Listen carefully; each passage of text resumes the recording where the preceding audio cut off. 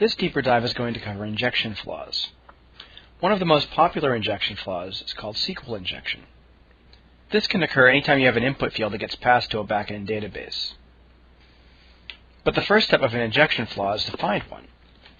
So let's start with our Hackers Bank application. This is a fairly straightforward banking application to demonstrate some concepts. Let's start by logging in. Give the username user1, type in user1's password and click login. And as you see, we have some very basic functionality: change password, list accounts, log out, fund transfer, post message. So very straightforward stuff. So for now, let's log out. So let's see the message that comes up when you type in the wrong user ID and password.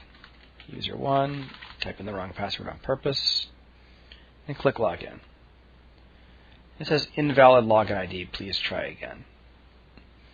So if this is the scenario we find ourselves in, all we can really do is try to attack these two input fields, login ID and password.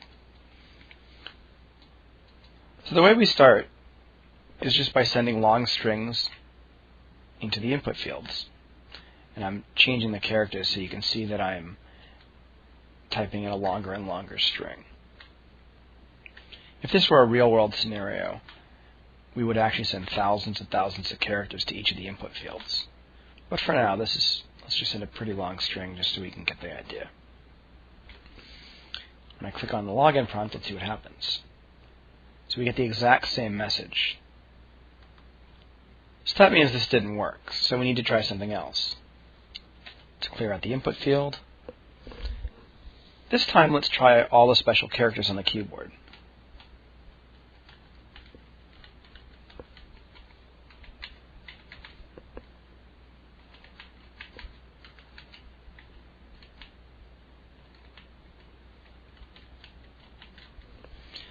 And let's click on the login prompt to see what happens.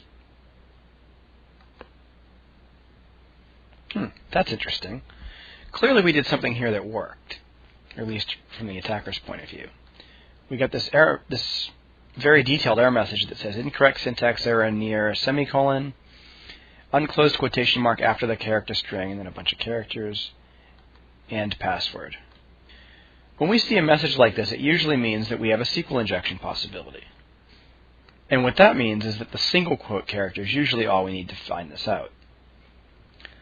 So let's type in a single quote by itself and see what happens. Type in a single quote, click login, and sure enough, here's the message we receive.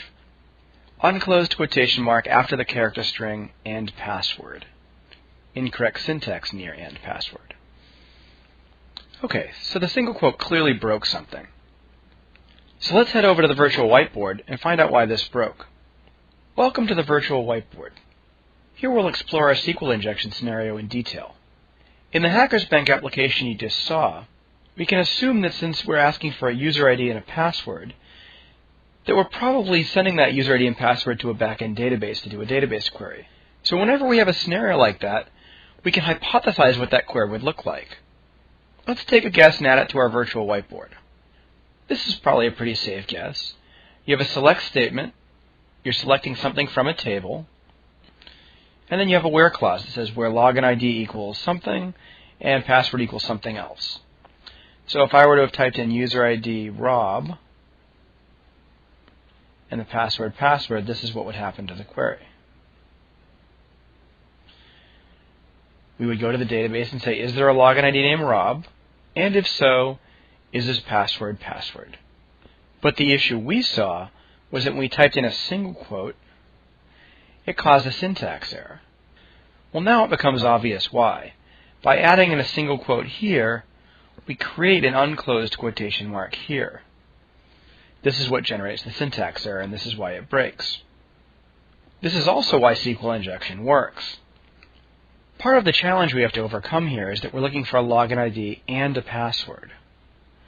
If we could somehow replace this and with an or, this would change things dramatically, because now, instead of having to have, if login ID is true and password equals true, now you really just have to have one or the other. So let's extend that concept a little bit. We've already terminated this string here, so this is now a legal SQL statement. Select star from table where login ID equals blank is perfectly legal. Now let's add in our or clause. Or. So we have login ID equals blank, which is, hopefully false. Or, now we need something that equals to true. So a logical statement that's always equal to true is 1 equal to 1. Is 1 equal to 1? Yes, always. So let's add 1 equals 1 here. So now our query is expanding. Select star from table where login ID equals blank, again false, or true. Now we still have this single quote and password equals and then our input field here to deal with. So we'll just use the comment character. Dash dash is the comment character in SQL Server. So we use dash dash. Now that will work. Select star from table where login ID equals blank or true. So now our attack string simply becomes a single quote or 1 equals 1 dash dash. If we type this into our login prompt, this should effectively bypass our authentication mechanism. So let's go give that a try. Here we are back at the Hackers Bank application. Now remember, our attack string is simply a single quote or 1 equals 1 dash dash, and then we click on the login prompt. Let's see what happens. Wow, so not only did we get in, but if you look closely here, you'll see that we got in as the administrator account. This is worse than we thought. Let's head back over to the virtual whiteboard to discuss why we were able to get in as the administrator user. Back over at the virtual whiteboard, we've added a database table to demonstrate what happened. Earlier, when we typed in user ID Rob, password,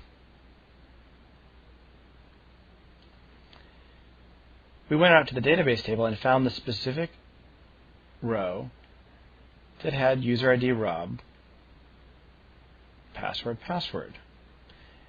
And since there was only one row with the user ID Rob, that was what let us in. But our attack scenario was different.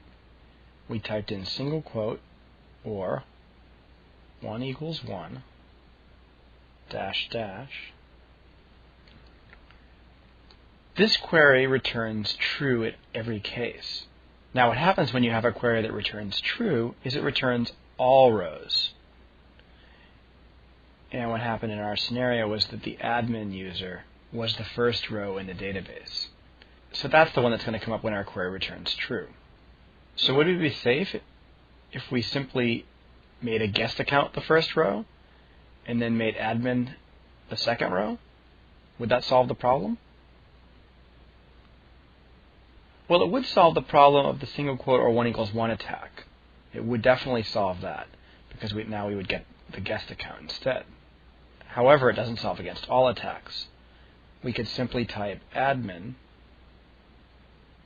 single quote dash dash and get the same result. Because now our query reads select star from table where login ID equals admin. And since the rest of the line is commented out, if there is a username admin, then we will get in as that user. So the interesting thing with SQL injection is that there are frequently many ways to accomplish the same goal. The scenario we've just walked through is a very simple example of SQL injection. Feel free to explore the other deeper dives for more advanced SQL injection scenarios.